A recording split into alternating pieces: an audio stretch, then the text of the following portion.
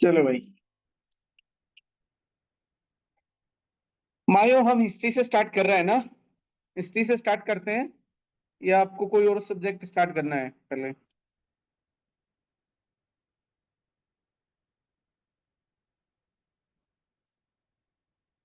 मायो, हरी देव।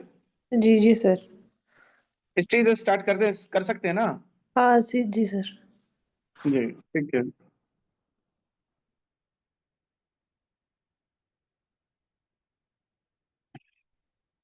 ठीक है भाई।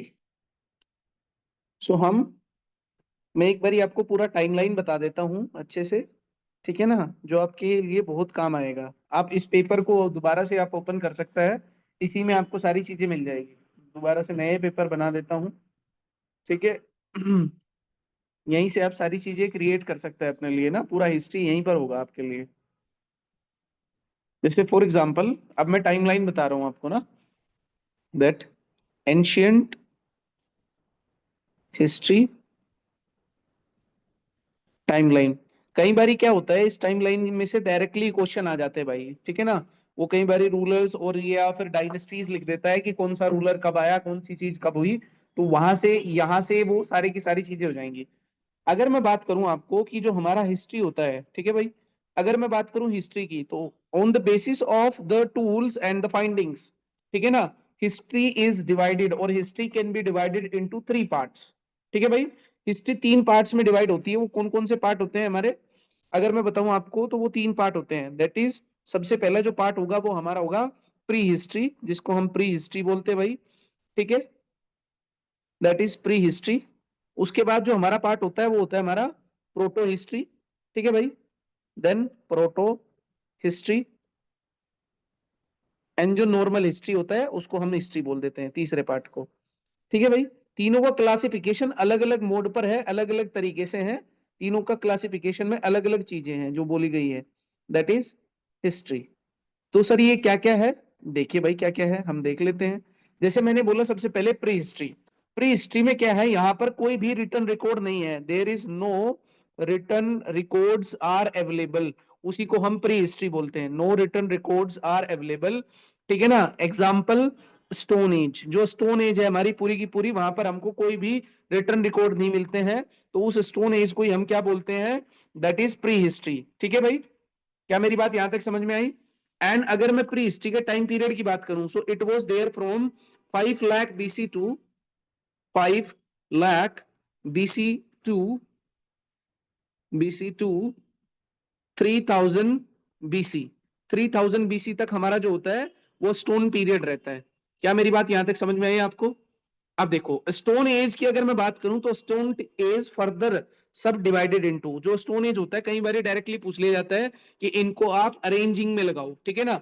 सो ये बहुत बेसिक अंडरस्टैंडिंग के लिए आपके पास पता होना चाहिए आपको। जैसे फॉर एग्जांपल स्टोन एज की तीन एज होती हैं, जिसे हम बोलते हैं palaeolithic age, palaeolithic age, and उसके बाद जो होता है हमारा मेजोलिथिक एज, मेजोलिथिक एज। उसके बाद हमारा एक और एज होता है, that is neolithic age, neolithic age. ठीक है भाई। पेलियोलिथिक एज का जो टाइम पीरियड होता है वो सर कब से कब तक का होता है? It was started from 5 lakh BC to 10,000 BC. ये 10,000 बीसी तक होता है भाई। मेजोलिथिक 10,000 बीसी से लेके 10,000 बीसी से लेके ये कब तक रहता है सर? ये 6,000 बीसी तक रहता है, 6,000 बीसी। नियोलिथिक फिर 6,000 बीसी से लेके हमारा 3,000 बीसी तक, 3,000 बीसी तक ये रहता है हमारे पास। क्या मेरी बात यहां तक समझ में आई? इसमें कुछ भी ऐसा हार्ड वन फास्ट रूल नहीं है। बहुत इजी है, इजी टू अंडरस्टैंड है। क्या मेरी बात यहां तक समझ में आई आपको? जी सर। ओके। उसके बाद क्या है भाई हमारे पास? Proto history. प्रोटो हिस्ट्री वो हिस्ट्रीज होती है where written records are available. जो रिटर्न रिकॉर्ड्स जो होते हैं हमारे, दे आर अवेलेबल। ठीक है ना? Written records are available, but they are, but not deciphered. वो अभी तक हम उसकी लैंग्वेज को समझ नहीं पाए, तो हम उसको डिसाइफर नहीं कर पाए। Note deciphered yet. ठीक है भाई। और इसी में हम कहां देखते हैं सबसे पहले? इसी का ही जो हमारा एग्जाम्पल होता है सर, एग्जाम्पल क्या होगा, इसी का एग्जाम्पल होता है हमारा इंडस वैली सिविलाइजेशन, क्योंकि वहां पर हमारे पास रिटर्न रिकॉर्ड है, लेकिन हम उसको क्या नहीं कर पाए, उसको हम डिसाइफर नहीं कर पाए, हम अंडरस्टैंड नहीं कर पाए उसको प्रॉपरली कि वो है क्या। क्या मेरी बात समझ में आई? इसीलिए अगर मैं इसकी बात करूं तो इसमें 3 एज होती है हमारी, ठीक है भाई, 3 एज देखने का ट्राई करेंगे हम, जो आपको पता होना चाहिए। जैसे फॉर एग्जांपल हम जो प्री हड़प्पा एज बोल देते हैं, ठीक है ना, प्री हड़प्पा फेज, ठीक है ना, प्री हड़प्पन फेज। और प्री हड़प्पन फेज कब से कब तक होता है सर? ये जो 3000 यहां पर खत्म हुआ था, ये 3000 में स्टार्ट होता है, ये 3000 बीसी से लेके it was there till 2600 BC. क्यों सर? बिकॉज इंडस वैली जो सिविलाइजेशन है पूरा का पूरा, it was there from 2600 BC से लेके 1800 बीसी तक। ये बहुत ही ज्यादा फल फूला था। किस टाइम पे? 2600 बीसी से लेके 1800 बीसी तक हमारा क्या था? हड़प्पा सिविलाइजेशन था, इंडस वैली सिविलाइजेशन था। ठीक है भाई। उसके बाद जो हमारा, अगर मैं बात करूं 1800 बीसी से लेके 1800 बीसी से लेके 1500 बीसी तक, सर इस पीरियड में क्या था? इस पीरियड में हम बोल सकते हैं that this period is also known as later Harappan phase. ठीक है भाई, लेटर हड़प्पन फेज भी बोलते हैं इसको हम। क्या मेरी बात यहां तक समझ में आई? आईवीसी वाला। आगे दूसरी अगर मैं बात करूं हिस्ट्री की, तो हिस्ट्री में क्या था sir?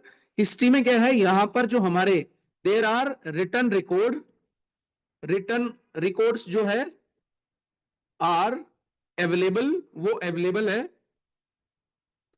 And they are fully decipher. वो क्या है? फुली डिसाइफर भी है, दे आर फुली डिसाइफर्ड, वो पूरे ये पूरी तरह डिसाइफर्ड भी है हमारे पास।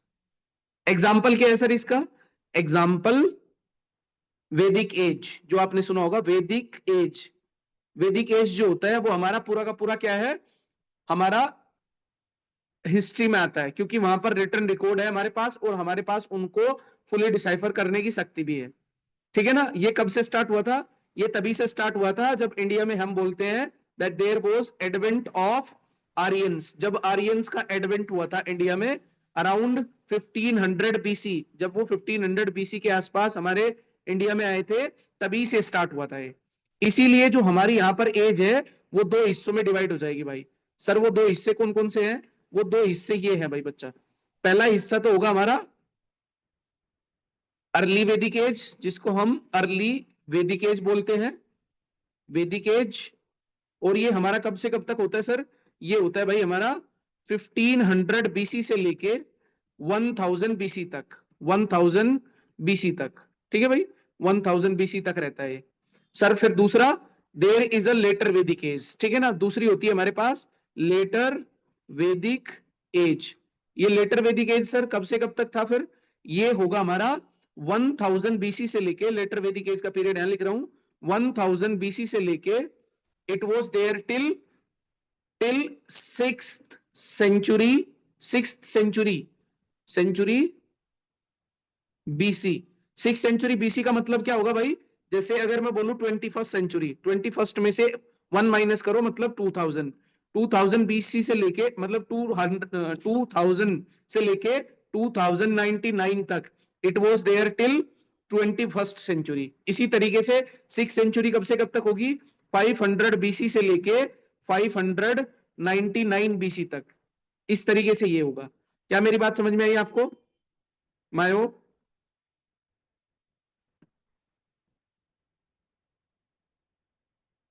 बोलिए भाई, क्या मेरी बात समझ में आई आप लोगों को? सिक्स सेंचुरी बीसी, बोलिए भाई, समझ में आया क्या आपको?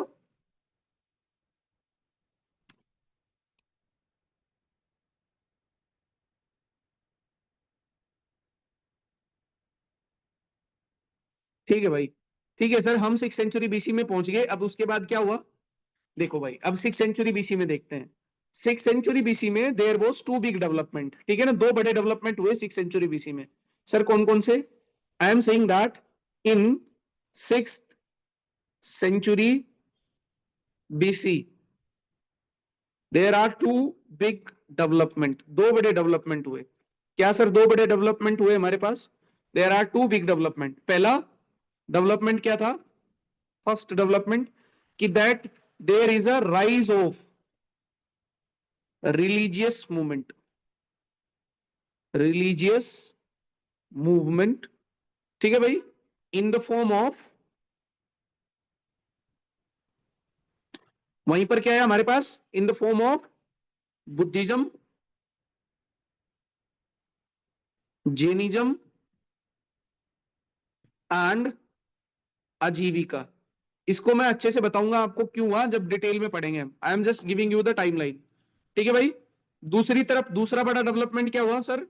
दूसरा जो बड़ा डेवलपमेंट हुआ भाई हमारे पास वो हुआ that there is a rise of, there is a rise of 16 mahajanapadas.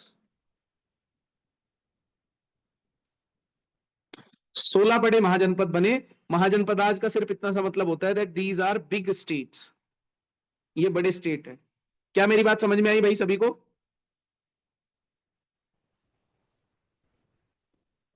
6th century के बाद दिए हैं।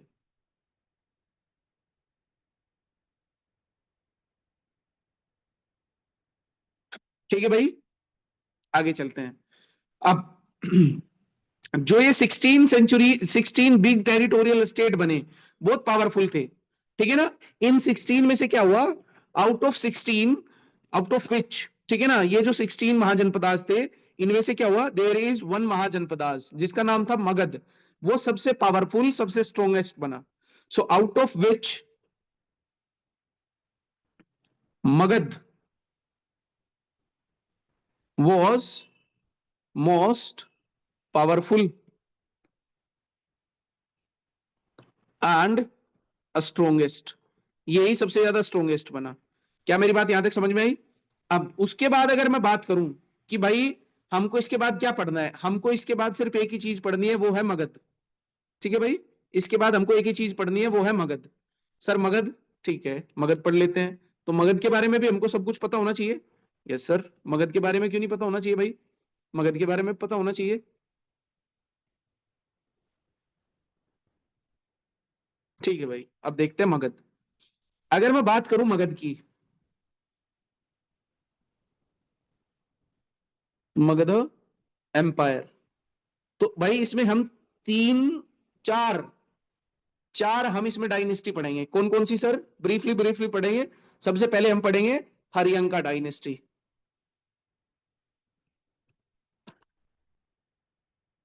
सबसे पहले पढ़ेंगे हम हरियंका डायनेस्टी, ठीक है ना भाई। हरियंका डायनेस्टी जो कब आया था हमारा, 554 बीसी में। 554 बीसी का मतलब क्या है, 6th सेंचुरी, जो मैंने यहां पर एंड किया था, ये देखो 6th सेंचुरी लिखा है यहां पर, और 6th सेंचुरी ये बैठता है। And it was there till 412 BC, 412 BC तक था ये, ठीक है ना। ऑटोमेटिक आपके याद हो जाएगा। यू जस्ट ऑल्सो वोंट, मतलब you also try to prepare this, ठीक है ना, अदरवाइज मैं तो भेज ही दूंगा इसको। हरियंका डायनेस्टी के बाद एक और डायनेस्टी आई, उस डायनेस्टी का नाम था शिशुनागा, शिशुनागा डायनेस्टी भाई। शिशुनागा डायनेस्टी आई उसके बाद। शिशुनागा डायनेस्टी सर कब आई? It came into existence in 412 BC and it was there till 344 BC, 344 BC तक ये थी। उसके बाद कौन सी डायनेस्टी आई सर? उसके बाद मगध में डायनेस्टी आई हमारा Nanda dynasty, Nanda dynasty. And Nanda dynasty में कब से कब तक था? इट वाज देयर 344 बीसी से लेके 3 321, सॉरी 321 बीसी, ये इतने समय के लिए था। उसके बाद हमारा क्या आया सर? उसके बाद हमारा आया मौर्यन डायनेस्टी, जो बहुत इंपॉर्टेंट होगा, मौर्यन डायनेस्टी। इसको हम बिल्कुल प्रॉपरली अलग से पढ़ेंगे। एंड जो इसका टाइम पीरियड था, इसको आपका टाइम पीरियड भी याद रखना है, 321 बीसी से लेके it was there till 185 BC. ये बहुत इंपॉर्टेंट है, इसको आपको याद भी रखना है, ठीक है ना। बिकॉज यहां पर अगर मैं स्टार लगा के नोट करके लिखूं नोट में that Mauryan was most powerful dynasty, ठीक है भाई, मोस्ट पावरफुल डायनेस्टी। इसी में हम पढ़ेंगे दो तीन बड़े बड़े रूलर, कौन कौन से, जैसे फॉर एग्जांपल इसमें सबसे पहले पढ़ेंगे हम चंद्रगुप्ता मौर्य, चंद्रगुप्ता गुप्ता, मौर्य। ठीक है भाई। उसके बाद हम इसमें पढ़ेंगे इसका बेटा बिंदुसार। उसके बाद हम इसमें पढ़ेंगे अशोका। अशोका सम्राट सबने सुना होगा, वो यहीं से पढ़ेंगे हम। कहां से पढ़ेंगे हम? मौर्यन डायनेस्टी से। ठीक है भाई। अब इसके बाद क्या होगा, जब ये जो मौर्यन पीरियड होगा, जब ये खत्म हो जाएगा, तो इसके बाद क्या होगा, ये जो हमारी इंडिया की पॉलिटी होगी वो टूटना स्टार्ट हो जाती है। और उसको टूटने के बाद हम, मतलब वहां पर कोई भी एक ऐसा रूलर नहीं था जो पूरे के पूरे इंडिया को कंट्रोल करता हो। कोई भी ऐसा रूलर नहीं था। इसीलिए वहां पर जो हमारे छोटे छोटे जो ब्लॉक्स होंगे, मतलब छोटा छोटा जो लैंड का हिस्सा होगा, उसको अलग अलग लोग जो होंगे वो उसको रूल करेंगे। इसीलिए हम उस पूरी एज को इन्हीं के नाम से बुलाते हैं। And we call that as a post Mauryan age. Post Mauryan period, या एज भी बोल देते हैं हम इसको, पोस्ट मोरियन एज। ठीक है भाई। And it was started during 1200 BC onward. ठीक है ना, 1200 बीसी ऑनवर्ड से ही स्टार्ट हो जाता है। इसमें दो लोग आते हैं भाई। अब इसमें दो तरह के लोग होते हैं। एक तो हमारे इंडिजीनियस लोग जो इंडिया के थे। यहीं पर क्या होता है, हमारे इंडिया में सबसे पहली बारी बाहर से जो दूसरे लोग होते हैं दूसरे देश के, वो भी आना स्टार्ट होते हैं। ठीक है भाई। जैसे फॉर एग्जाम्पल कौन कौन है सर वो? अगर मैं बात करूं हमारे इंडिजीनियस की, इंडिजीनियस डायनेस्टीज के बारे में अगर मैं बात करूं, वो कौन कौन सी डायनेस्टी है? जैसे फॉर एग्जांपल पहली डायनेस्टी जो होगी वो होगी हमारी सुंगा डायनेस्टी। सुंगा डायनेस्टी। ठीक है भाई। And it was there after, directly after the Mauryan period. Mauryan period कब खत्म हुआ? ये। और इसी के बाद ये आ जाएगा हमारा, दैट इज 185 बीसी से लेके 75 बीसी तक हमारा कौन था? सुंगा डायनेस्टी था। उसके बाद सर, सुंगा के बाद आया हमारा कानवा डायनेस्टी। कानवा डायनेस्टी। तो जो इंपोर्टेंट होगा उसमें मैं थोड़ा डीपली पढ़ाऊंगा, जो जैसे कोई छोटी डायनेस्टी होगी उसमें मैं थोड़ा कम ही पढ़ाऊंगा। ठीक है भाई। जैसे कानवा में बहुत ज्यादा नहीं पढ़ाऊंगा, बहुत एक दो पॉइंट ही बताऊंगा।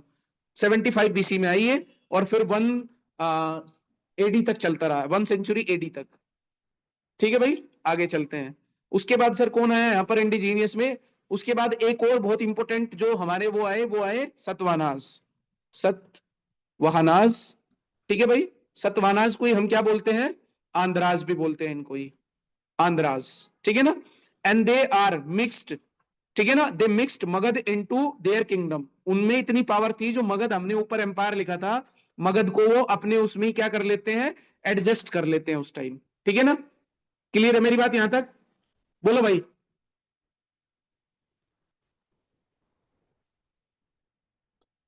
इमरजेंस इनका कब था? इनका इमरजेंस था अराउंड 200 बीसी। ठीक है भाई। डोमिनेंस कब आया इनका? डोमिनेंस आया भाई इनका, डोमिनेंस समझते हो ना, जो डोमिनेट करते हैं, वो 1 सेंचुरी एडी में आया। जब 1 सेंचुरी एडी चली हुई थी, तब इनका डोमिनेंस आया। मायो, क्या मेरी बात समझ में आई आपको?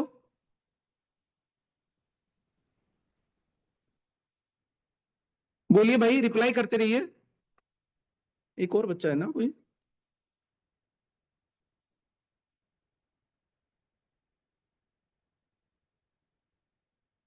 ये काम समझ में आया?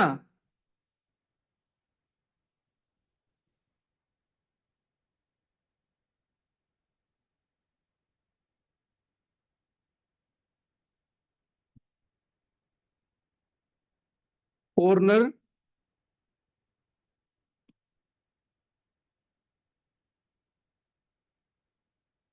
रूलर।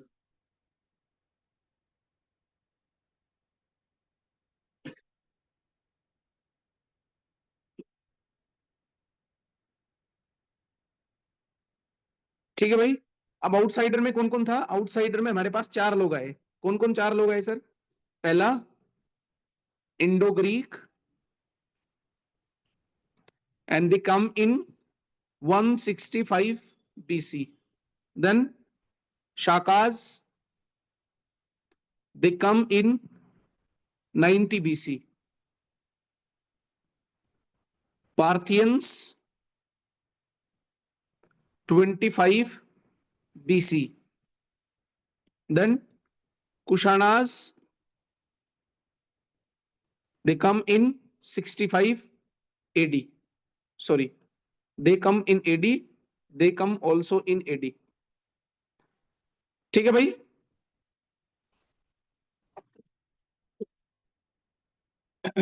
अब इसके बाद क्या होता है कि आफ्टर दिस, ठीक है ना, हम जो अपनी हिस्ट्री है वो पूरी की पूरी हिस्ट्री दो हिस्सों में डिवाइड कर देते हैं। कौन कौन से हिस्सों में? एक तो नॉर्थ इंडिया में पढ़ते हैं हम, और उसके बाद साउथ इंडिया में पढ़ते हैं, ठीक है ना। सो मैं यहां पर ऐसे लिख रहा हूं that after this we divide it into two parts. एक साइड में हम क्या लेके चलेंगे? नॉर्थ वाला पार्ट लेके चलेंगे, ठीक है भाई।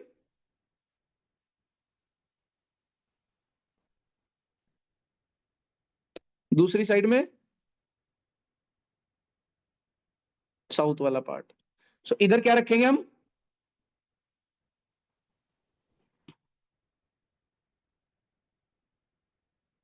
North India. इधर क्या रखेंगे सर हम फिर? South India.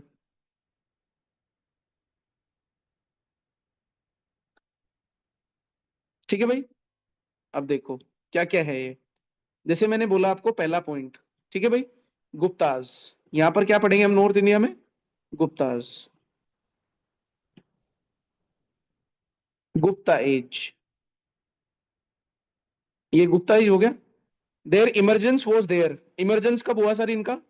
सो गुप्ताज का जो इमरजेंस है, emergence, it was there in 230 AD. 230 AD में इनका वो हुआ ओरिजिन। देन अगर मैं इनकी प्रोमिनेंस की बात करूं, जब ये प्रोमिनेंस थे, प्रोमिनेंस कब हुए भाई? ये 319 एडी में।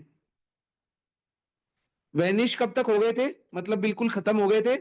वेनिश्ड अराउंड 550 एडी। 550 एडी के आसपास ये बिल्कुल वेनिश हो गए थे, ठीक है भाई। इधर, इधर क्या है सर? इधर साउथ इंडिया में रहेगा हमारा संगम एज, ठीक है भाई। इधर साउथ इंडिया में क्या होता है हमारा? संगम एज होता है, ठीक है। संगम एज कब से कब तक था? It was there till 200 BC से लेके 600 एडी तक हमारा क्या रहता है? संगम एज रहता है, ठीक है। इसमें हम तीन लोगों को पढ़ेंगे। कौन कौन से तीन लोग हैं सर वो? एक तो होगा हमारा चेरा, दूसरा होगा चोला, एंड तीसरा होगा हमारा पांड्यास। ये तीन लोग पढ़ेंगे भाई हम। क्या मेरी बात यहां तक समझ में आई आप लोगों को? Yes sir.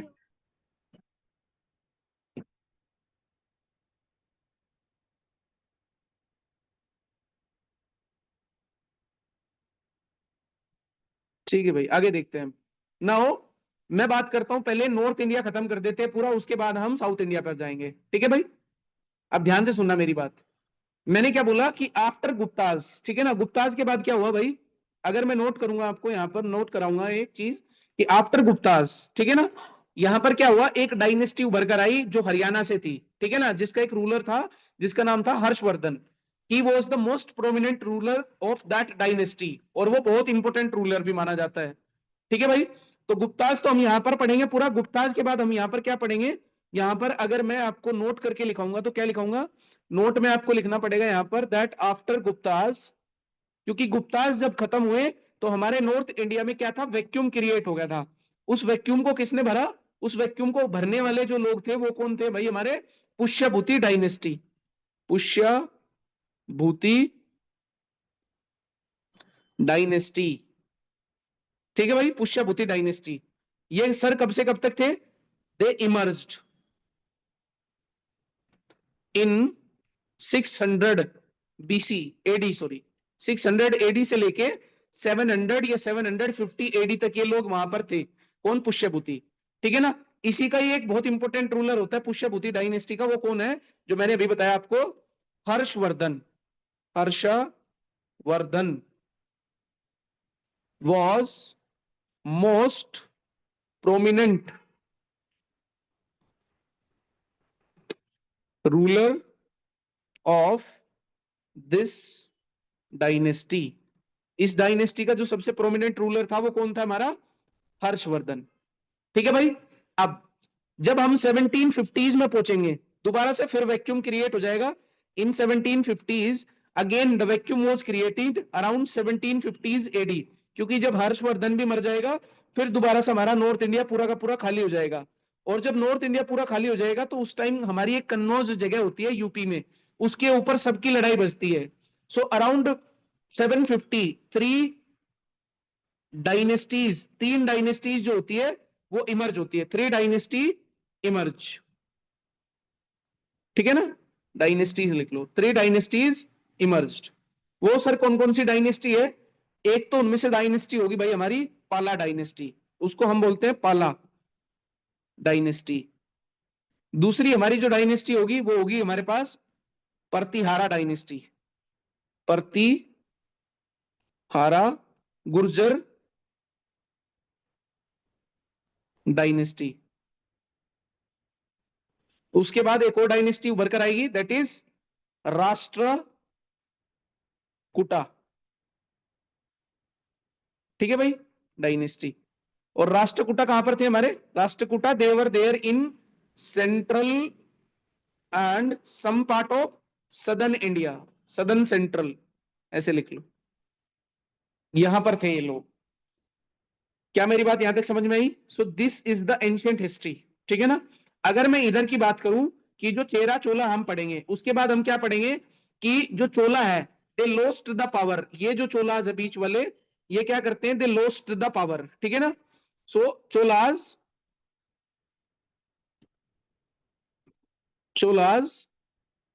lost power by 6th century AD। ठीक है भाई। And at place of Chola, जो चोला की जगह थी, at place of Chola there was 2 new dynasties emerged.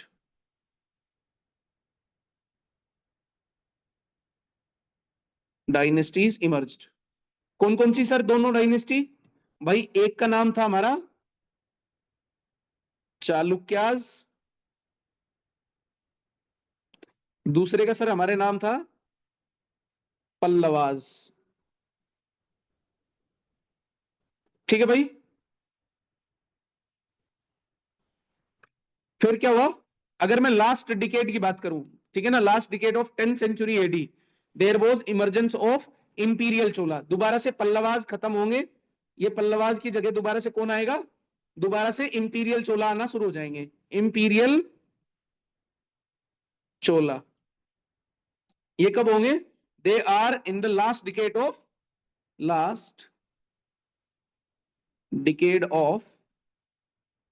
10th century AD. ये सी का मतलब है सेंचुरी, चलो पूरा ही लिख देता हूं, सेंचुरी एडी। क्या मेरी बात समझ में आई भाई यहां तक? बोलिए। इसको आप प्लीज लिखने का ट्राई करना भाई, ठीक है ना, अदरवाइज तो मैं भेज ही दूंगा, लेकिन आप खुद से भी ट्राई करना। यही हमारा पूरा एंशिएंट हिस्ट्री का सिलेबस है, इससे ज्यादा कुछ नहीं पूछेगा वो। क्या हम आगे चले? Yes sir. ठीक है भाई।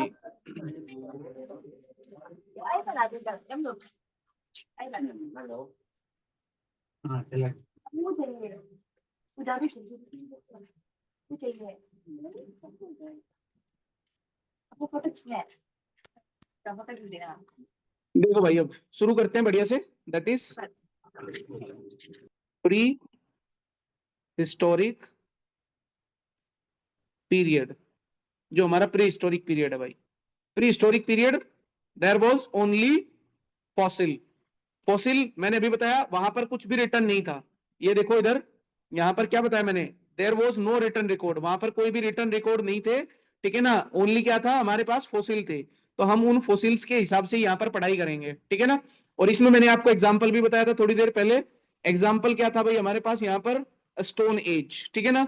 स्टोन एज हमारा यहाँ पर एग्जाम्पल था। स्टोन एज मैंने बताया आपको कि 3 हिस्सों में टूटी हुई थी। पहला हिस्सा क्या था हमारा, that was palaeolithic, palaeolithic as.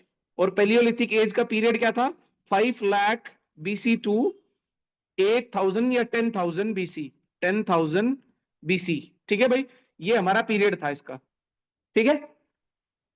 ये देखो यहां पर 5 लाख से लेके हमने क्या लिखा, 10,000 बीसी, ये रहा, ठीक है ना। वही मैंने यहां पर लिखा। अब देखो इस पीरियड में क्या क्या था। अब इस पीरियड के आपको इंपोर्टेंस पता होना चाहिए। मैंने बोला in that period, in that period man invented fire, fire को इन्वेंट किया था यहां पर मैन ने।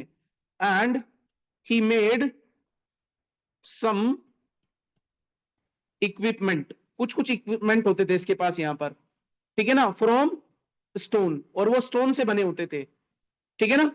कौन कौन से, अगर मैं बताऊं, mainly mainly there were three, like 3 stone, जो क्या थे, 3 इक्विपमेंट्स थे, जो कहां से बने थे, हमारे स्टोन से बने थे। कौन कौन से थे सर। पहला अगर मैं बात करूं तो पहला था हमारे पास हैंड एक्सिस, ठीक है भाई, जो कुलाड़ी होती है वो स्टोन से बनी हुई थी, हैंड एक्सिस। दूसरा क्लेवर, क्लेवर्स होते थे हमारे पास, ठीक है ना, क्लेवर्स होते हैं चोपर्स जैसे, ठीक है ना, सो क्लेवर्स। देन उसके बाद एक और होता है हमारा स्क्रैपर्स, ठीक है भाई, स्क्रैपर्स। ये 3 चीजें होती थी उनके पास, ठीक है ना। अब क्वेश्चन क्या बनता है कि भाई जो हमारा ये सारे के सारी चीजें हैं, ये जो हमको एविडेंस मिले हैं, वो एविडेंस कहां से मिले हैं, किस चीज के, पेलियोलिथिक एज के जितने भी हमको स्टोन टूल मिले हैं, उनके जो एविडेंस मिले हैं वो कहां से मिले हैं। एविडेंस पूछता है वो कि कहां से हमको मिले हैं। तो अगर मैं बात करूं कि एविडेंस कहां से मिले हैं, सो दे आर फाउंडेड फ्रॉम, कहां से भाई, कहां कहां से फाउंड हुए, दे फाउंडेड फ्रॉम बेलन रिवर वैली, बेलन रिवर वैली से मिले हैं, ठीक है ना, जो कहां पर पड़ती है हमारी, साचन रिवर के पास, ठीक है भाई, साचन रिवर। दूसरा और कहां से मिले हैं सर, दूसरा मिले हैं ये नर्मदा वैली, ठीक है भाई, Narmada river valley, Narmada river valley के पास से मिले हैं हमको। सो ये 2 जगह से मिले हैं। क्या मेरी बात यहां तक समझ में आई। दूसरा पॉइंट आपको इसमें क्या याद रखना है कि at this point of time, जो यहां पर टाइम होता था, जो मैन होते थे, man, men used to be a hunter, यहां पर सिर्फ वो हंटर होते थे, ठीक है ना, a man used to be hunter, ठीक है ना, in this period, in this period, ठीक है भाई। इस पीरियड में क्या होते थे आदमी, सिर्फ हंटर और गैदरर होते थे, ठीक है ना। अच्छा, उन्होंने कहीं कहीं पर केव भी बनाया हुआ था यहाँ पर, ठीक है ना। सो हमको कुछ यहाँ से केव के भी और केव पेंटिंग के भी क्या मिले हैं, अवशेष मिले हैं। मतलब हमको केव पेंटिंग भी यहाँ से कई बारी पाई गई है। वो कहां से पाई गई है वो भी डायरेक्टली पूछ लेता है वो कई बारी, ठीक है ना। So we also found some cave painting, कई बारी हमको यहाँ से केव पेंटिंग भी देखने को मिलती है। और वो कहां से मिलती है सर, फ्रॉम, ये भी आपको याद रखना है, भीम बेड का, भीम बेड का। और ये कहां पड़ता है, एमपी में, भोपाल के पास, ठीक है ना, भीम बेड का, ब्रैकेट में आप लिख लेना भोपाल, एमपी, मध्य प्रदेश। क्या मेरी बात यहां तक सबको समझ में आई है भाई, बोलिए। 5 पॉइंट बताए मैंने अभी तक आपको बस इसके बारे में, ठीक है ना। वो 5 पॉइंट आपको याद रखने हैं। क्या, इसका एज का टाइम पीरियड, ठीक है, इस टाइम पीरियड में हमारी क्या हुई थी, इन्वेंट हुई थी फायर। एंड यहाँ पर जो स्टोन के जो टूल होते थे वो कौन कौन से होते थे, हैंड एक्सिस, क्लेवर, स्क्रैपर। उनके एविडेंस कहां से मिले, वो मिले हमको बेलन रिवर से और नर्मदा वैली से। मैन कैसा होता था सर यहाँ पर, हंटर और गैदरर, ठीक है ना। और क्या मिला यहां से हमको, केव पेंटिंग भी देखने को मिली, जो कहां से मिली हमको, भीमबेडका से। क्या मेरी बात यहां तक समझ में आई सबको, बोलिए भाई।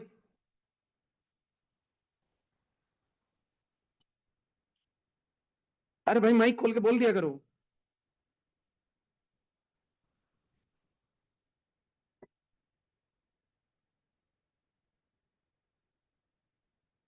आगे चले।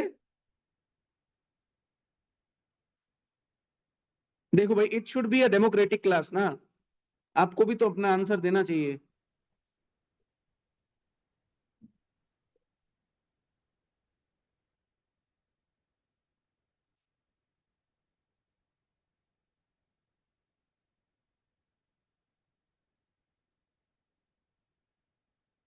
ठीक है भाई, तो शायद नहीं बोलोगे, मैं ही चलता हूं आगे। ठीक है, उसके बाद आता है हमारा Mesolithic period.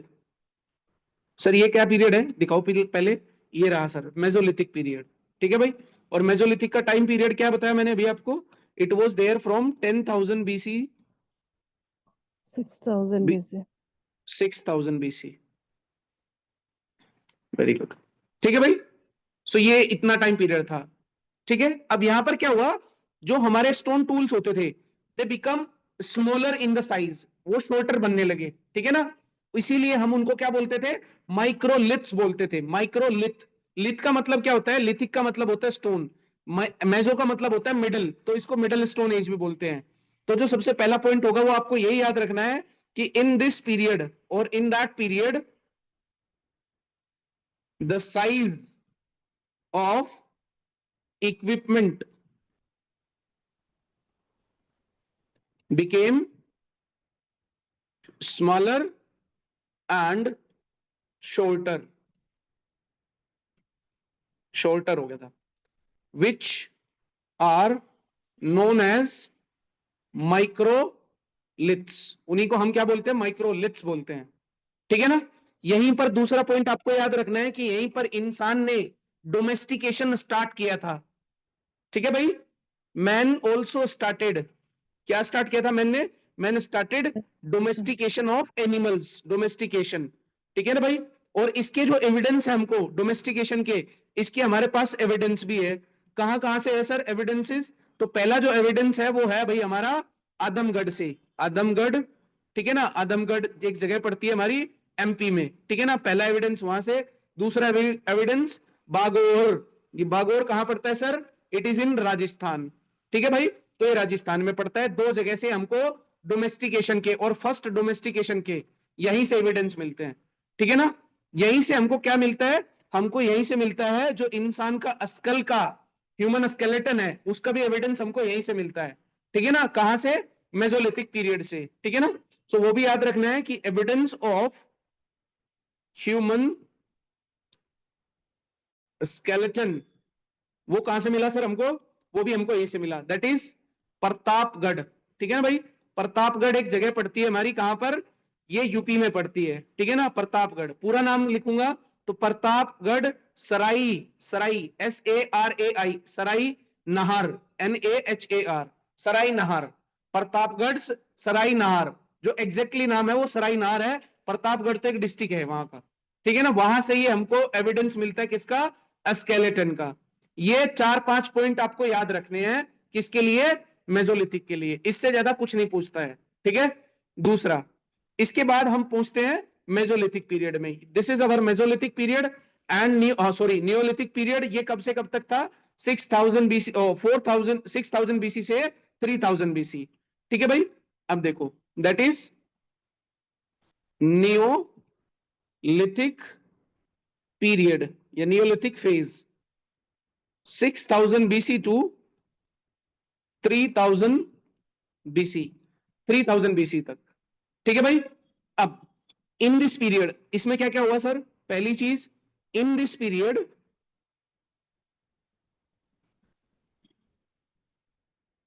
Man started agriculture. अब वो हंटर गैदरर से थोड़े तरह एग्रीकल्चर की तरफ शिफ्ट हुआ। ठीक है ना, अब जो सबसे पहले हमको एविडेंस मिलते हैं एग्रीकल्चर के, वो बहुत इंपॉर्टेंट हो जाते हैं। ठीक है भाई, तो सर एविडेंस कहां से मिलते हैं हमको, वो भी बता दो। सो एविडेंस दो जगह से मिलते हैं भाई, कौन कौन सी दो जगह है, एक तो मैंने बोला आपको, पहली जो जगह है हमारी वो है मेहरगढ़। ठीक है, पहली जो जगह है वो क्या है, मेहरगढ़, मेहरगढ़। दूसरी जो जगह है वो हमारी बलोचिस्तान। ठीक है भाई, ये कहां पड़ती है, पाकिस्तान में। तो ये दोनों जगह से हमको क्या मिलता है, यहां से हमको पता चलता है कि जो मैन ने स्टार्ट किया था एग्रीकल्चर, उसकी एविडेंस यहाँ पर है। क्या क्या सर मेन क्रॉप हुई थी उस टाइम? तो उस टाइम 3 चीजें होती थी, एक तो वीट, ठीक है ना, आपको ये भी याद रखना है वीट, दूसरा हमारा कॉटन, कॉटन भी होता था यहाँ पर, और तीसरी चीज यहाँ पर बारले, ठीक है भाई, बारले भी यहाँ पर होते थे, बारले, सॉरी एली भाई, बारले, ये 3 चीज, ठीक है ना। अब जो हमको यहां से सबसे ज्यादा रिच एविडेंस मिलते किसके, हार्वेस्टिंग के, सबसे ज्यादा रिच एविडेंस किसके लिए, हार्वेस्टिंग के लिए, वो कहां से मिलते हैं हमारे, दैट इज इलाहाबाद। एक इलाहाबाद जगह पड़ती है यूपी में, जिसको हम आज बोलते हैं प्रयागराज, जहां महाकुंभ लगा था, वहीं पर सबसे ज्यादा हार्वेस्टिंग का हमको एविडेंस मिलता है, ठीक है ना। ग्रेव यार्डी भी होती थी यहाँ पर, graveyard with the bones of dog, वो भी हमको यहां से देखने को मिलती है कि ग्रेव यार्ड में हमको बोन्स मिलती थी कुत्ते की, ठीक है। तो दो चीजें, 2 पॉइंट आपको याद रखने हैं, वो बहुत इंपॉर्टेंट पॉइंट है। पहला पॉइंट आपको याद रखना है इसमें कि जो सबसे ज्यादा रिच हार्वेस्टिंग एविडेंस है वो कहां पर है, rich harvesting evidence, it was there from Koldihwa, कोल्डी हवा याद रखना है आपको, कहां पड़ता है हमारा, it is in their Allahabad, ठीक है भाई, इलाहाबाद, जिसको हम आज क्या बोलते हैं, प्रयागराज, प्रयागराज, ठीक है ना, महाकुंभ वाला, और ये पड़ता है हमारा उत्तर प्रदेश में, यूपी में, ठीक है ना। दूसरी तरफ मैंने क्या बोला है, दूसरा पॉइंट जो आपको याद रखना है, दैट देयर इज ग्रेव यार्डी, ठीक है ना, ग्रेव यार्डी होती थी विद किसके साथ, with bones of dog, dog के बोन्स के साथ, ठीक है भाई, with bones of dog. Sir ये कहां से पाया जाता है हमारा, सो भाई ये पाया जाता है हमारा बुर्ज होम, बुर्ज होम एक जगह पड़ती है, ठीक है ना, और वहां पर पोट्री भी देखने को मिलती है हमको, ठीक है ना, दैट इज पोट्री भी देखने को मिलती है, पोएट्री, पोएट्री, और ये कहां पड़ता है हमारा, जम्मू एंड कश्मीर में। क्या मेरी बात समझ में आई भाई सबको यहां तक? Yes sir. ये हमारा पूरा का पूरा स्टोन एज हो गया, इससे ज्यादा आपको कुछ भी याद नहीं रखना है, ठीक है भाई, this is our stone age, ठीक है ना, इतना ही याद रखना है। दूसरी तरफ मैंने बोला प्रोटो हिस्ट्री, प्रोटो हिस्ट्री में मैंने आपको अभी बताया था, प्रोटो हिस्ट्री वो हिस्ट्री होती है जहां पर हमारा रिटन रिकॉर्ड अवेलेबल होता है, बट हम उसको डिसाइफर नहीं कर पाते हैं, उसको हम प्रोटो हिस्ट्री बोल देते हैं, ठीक है भाई। अब प्रोटो हिस्ट्री में मैंने बोला Indus valley civilisation, Indus valley civilisation में जो इसका पहला पीरियड था उसको बोलते हैं प्री हिस्ट्री पीरियड और प्री हिस्ट्री फेज, ठीक है भाई, क्या मेरी बात यहां तक समझ में आई? Yes sir, yes sir. ठीक है भाई। तो यहां पर हमको क्या देखना है कि प्री हड़प्पन फेज भी पता होना चाहिए हमको, कि सर प्री हड़प्पन जो फेज है वो क्या क्या है, प्री हड़प्पन फेज, ठीक है ना। उसके बाद हम क्या पढ़ेंगे, प्री हड़प्पन के बाद इसमें हम फिर पढ़ेंगे जो हमारे पास यहां पर, बोलिए सर। अभी मैं क्लास में हूँ सर, 1 मिनट भाई, 1 मिनट बच्चों, आप रुकना 1 मिनट, बस 1 मिनट दीजिए।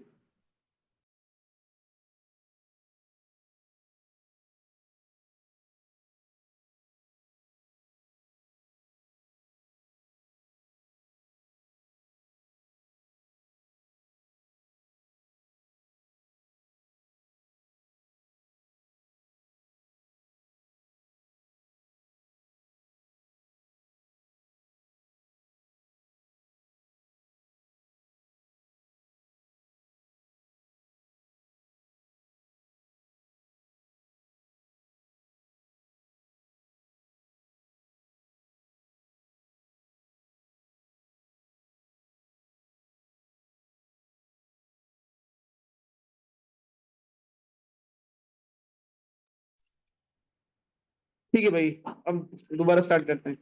क्या स्क्रीन देख पा रहे हैं आप? Yes sir, visible. हाँ ठीक है। अब देखो भाई, आपको क्या पता होना चाहिए, बस बहुत छोटी सी चीज पता होनी चाहिए यहाँ पर, इससे ज्यादा कुछ भी नहीं पूछा जाएगा, ठीक है ना। आपको सिर्फ प्री हड़प्पन साइट पता होना चाहिए, ठीक है ना। जो मैंने बोला आपको कि ये जो प्री हड़प्पन फेज था, इसमें से आपको क्या पता होना चाहिए, 2-3 साइट्स पता होनी चाहिए, उसी पर वो क्वेश्चन पूछ सकता है, अदरवाइज आज तक उसने प्री हड़प्पन पे कुछ भी क्वेश्चन नहीं पूछा है, ठीक है ना। तो आपको इसकी सिर्फ 2 या 3 इंपोर्टेंट साइट है जो आपको पता होना चाहिए, that is pre Harappan site. कौन कौन सी साइट है सर? एक तो हमारी है भाई अमीरी, ठीक है ना, जिसको हम बोलते हैं अमीरी, डायरेक्टली उसका नाम ही अमीरी है, अमरी, ठीक है भाई। सो पहली जो साइट है वो अमरी है। दूसरी जो साइट है वो हमारी बुरजाहोम है, जो मैंने ऊपर लिखवाया था थोड़ी देर पहले, बुरजाहोम है। एंड तीसरी जो साइट है इसमें मेहरगढ़ी है, मेहरगढ़। ठीक है भाई, these are the 3 sites that you should remember. ठीक है ना, ये तीनों आपको पता होनी चाहिए। इट लाइज इन सिंध, जो सिंध पड़ता है हमारा, कहां पर, पाकिस्तान वाला सिंध, वहां पर है ये। ठीक है ना, and it is site which is discovered by MG Majumdar, Majumdar ने इसको डिस्कवर किया था। And it was a pre हड़प्पर settlement that was later covered by Harappa settlement. ठीक है ना, पहले ये इस हड़प्पन सेटलमेंट से पहले था, बट फिर क्या हुआ, ये हड़प्पन सेटलमेंट में कवर कर लिया गया, उसमें उसको यूटिलाइज कर लिया गया। बुर्जा होम कहां पड़ता है हमारा, it is located in Jammu and Kashmir. ठीक है ना, जेएनके में पड़ता है हमारा, लोकेटेड है कहां पर, कश्मीर में directly. And people at this site lived in pits, pits समझते हो, पिट्स, No, sir. पिट्स नहीं जाना, जानते हो आप, PITS। रुको मैं आपको एक स्ट्रक्चर बना के दिखा देता हूं, उससे समझ में आ जाएगा, पिट्स। जैसे गड्ढे करके नहीं रहते हैं क्या, उस तरीके से रहते हैं। जैसे मान के चलो ये जमीन का टुकड़ा है मेरे पास, और मैंने यहाँ पर क्या कर दिया, इसको ऐसे यहां से खोद के ये पूरा भी खोद लिया, जैसे ये खोदा मैंने यहां से, और फिर ये भी खोद लिया यहां पर, तो इधर मैं रहना शुरू कर दिया, स्टार्ट कर दिया, उसको पिट्स बोलते हैं। क्या मेरी बात समझ में आई? Yes, sir. Yes, sir. जो गड्ढा होता है डायरेक्टली, गड्ढे को ही हम पिट्स बोलते हैं। ठीक है भाई, क्या मेरी No. बात यहां तक क्लियर है? Yes, sir. Clear. हाँ ठीक है, तो मैंने क्या बोला आपको यहाँ पर कि प्री हड़प्पन साइट में आपको यही याद रखना है कि यहाँ पर कैसे रहते थे, कि भाई पिट्स में रहते थे। And they also used polished stone tool, ये पॉलिश स्टोन टूल भी यूज करते थे। पॉलिश स्टोन टूल का मतलब ये है, जैसे हमारा ये मेजोलिथिक जो पीरियड, नियोलिथिक जो पीरियड था ये वाला, इसमें भी जो टूल थे वो पॉलिश हो चुके थे, पॉलिश यही हुए थे सबसे पहले टूल, ये भी याद रखना है आपको। पॉलिश टूल कहां पर हुए थे, नियोलिथिक एज में, नियोलिथिक पीरियड में। अब कोई मान के चलो मेरे पास टूल है, ठीक है ना, मेरे पास कोई टूल है, क्या टूल लूं, इसमें तो कुछ दिख ही नहीं रहा है। मान के चलो मेरे पास कोई टूल है, ठीक है भाई, ये टूल है मेरे पास, ये तीर है मान के चलो, ठीक है ना। अब इस टूल को मेरे को क्या करना है, ये टूल है, इस टूल को अगर मैंने पॉलिश कर दिया अच्छे से, तो क्या इसकी जो स्ट्रेंथ होगी वो इंक्रीज नहीं हो जाएगी? अब तो ये और भी अच्छे से चलेगा ना। Yes, sir. और जो एनिमल को, जैसे मैंने कोई तीर मारा, तो उसको डायरेक्टली ये उसके शरीर से भी निकल जाएगा डायरेक्टली, और उसको मार भी देगा इजीली। ठीक है ना, तो इसलिए बहुत ज्यादा काम होता था इससे, इसीलिए हमको बहुत ही ज्यादा यूटिलाइज किया जाता था पॉलिश टूल को इस टाइम। ठीक है ना, तीसरी जो मैंने बताया आपको, मेहरगढ़। ठीक है भाई, third is Mehrgarh, which is also located in, कहां पर, बलोचिस्तान में। ये भी कहां पड़ती थी हमारी, बलोचिस्तान में, पाकिस्तान में पड़ता था। ठीक है ना, and this Yes. Was the earliest neolithic site, यही नियोलिथिक साइट भी है हमारी। People lived in the houses made of sun dried brick, यहां पर कैसे रहते थे लोग, सन ड्राइड ब्रिक्स के बने हुए घरों में रहते थे। सन ड्राइड का मतलब क्या है यहाँ पर, सन ड्राइड, जो हम बड़े बड़े ईंटे पाथ देंगे, किसके ईंटे बनाएंगे बड़े बड़े मिट्टी के, और उनको सन की लाइट में सुखाएंगे। क्या मेरी बात समझ में आई? ये लोग कॉटन भी उगाते थे, ये लोग हमारे बीट भी उगाते थे। क्लियर भाई यहां तक? Yes, sir. Clear. ठीक है भाई, अब आगे हमारे पास क्या है, दूसरा, इंडस वैली सिविलाइजेशन। ठीक है भाई, तो अब इंडस वैली सिविलाइजेशन को देखते हैं, क्या क्या उसमें चीजें जरूरी है, मैं वो बता देता हूं। So that is IVC।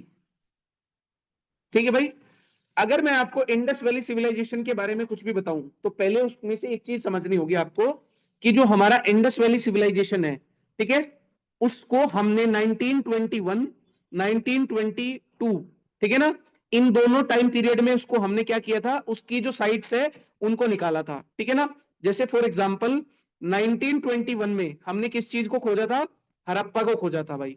ठीक है ना, 1922 में हमने किसको खोला था, 1922 में हमने खोला था मोहन जोदारो को। ठीक है ना, मोहन जोदारो। क्या मेरी बात समझ में आई? दोनों की Yes, दोनों sir. कहां पड़ती है हमारी, हाँ बोलिए, Pakistan. Sir, Indus valley present. College, हाँ, पाकिस्तान में।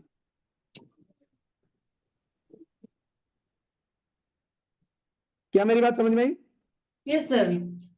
ठीक है भाई, अब जैसे फॉर एग्जांपल उस टाइम ये खोजा किसने था, आपको ये याद रखना है कि जो उस टाइम हमारा इंडिया का इंडियन आर्कियोलॉजिकल सर्वे डिपार्टमेंट का, आर्कियोलॉजिकल सर्वे ऑफ इंडिया का जो डायरेक्टर जनरल था वो कौन था? एक ब्रिटिशर्स होगा, क्योंकि भाई 1922 की बात कर रहा हूं, हमको आजादी मिली है 1947 में, तो उससे पहले कौन होगा? एक अंग्रेज था जिसका नाम था सर जॉन मार्शल, ठीक है ना, sir John Marshall. Sir John Marshall ने उस टाइम डायरेक्टर था ये, और इसने एक्सकवेशन का काम स्टार्ट किया था, ठीक है ना। और एक्सकवेशन जो अलग अलग लोगों ने किया था, जैसे for example there are 2 person, ठीक है ना, बैनर्जी, दयाराम आर डी बैनर्जी, एक आदमी का नाम था R D Banerjee, R D Banerjee, ठीक है भाई। इस आर डी बैनर्जी ने क्या खोजा था? मोहनजोदारो, 1922 में। इसका ही नाम है हमारा, पूरा का नाम अगर बताऊंगा मैं तो इसका नाम होता है राखल दास बैनर्जी, ठीक है भाई, राखल दास बैनर्जी इसका नाम है। तो इस आदमी ने खोजा था क्या? हमारा मोहनजोदारो। फिर उसी टाइम पर एक और आदमी था जिसका नाम था Dayaram Sahni, he was the first Indian director general, ठीक है ना। Yes, sir. इसके नीचे ही काम करते थे जो हमारे कौन थे? दयाराम साहनी, दयाराम साहनी। उन्होंने क्या खोजा था हमारा? उन्होंने खोजा था हमारा हड़प्पा। क्या मेरी बात समझ में आई? Sahni responsible for excavated of Harappa. Yes, clear sir. है? ये Yes, दोनों sir. नाम आपको याद रखने हैं, 1000 बारी क्वेश्चन पूछा जा चुका है आपके अरुणाचल में, बार बार बार बार, ठीक है भाई। Yes, sir. अब मैं आपको एक छोटा सा एक बस पिक्चर बना के दिखाता हूं। मान के चलो ये हमारा क्या है? इंडिया है, ठीक है ना। थोड़ा बड़ा हो जाएगा ये तो, और छोटा कर लेता हूं, इधर बना लेता हूं।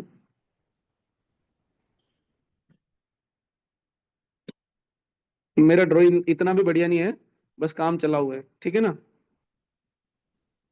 तो ये इधर हमारा इंडिया हो गया, नॉर्थ ईस्टर्न इंडिया। अगर मैं इधर की बात करूं, ये हमारा सी हो गया, ठीक है ना, गुजरात वाली साइड, ठीक है भाई। अब अगर मैं बात करूं नॉर्दर्न मोस्ट साइट की, वो ऐसे ही पूछता है नॉर्दर्न मोस्ट साइट, ठीक है ना। तो यहां पर एक जगह पड़ती है जिस जगह का नाम है भाई हमारा, यहां पर दिस इज मांडा, ठीक है ना, MANDA, and Manda is lies on Chenab river. Chenab river पड़ती है इंडस वैली सिविलाइजेशन के पास ही, चिनाब, ठीक है ना, उसकी ट्रिब्यूटरी है। तो मांडा यहां पर पड़ती है, and Manda is the northern most site, किसकी साइट है? ऑफ इंडस वैली सिविलाइजेशन, ठीक है भाई। उसके बाद यहां पर एक जगह पड़ती है जिसका नाम है हमारे पास, यहां पर एक जगह है जिसका नाम है आलमगीरपुर, आलमगीरपुर, आलमगीरपुर। ये कहां पड़ती है हमारी? एक रिवर है जिसका नाम है हिंडन रिवर, हिस्डन भी बोलते हैं इसको, हिंडन रिवर भी बोलते हैं इसको, ठीक है भाई।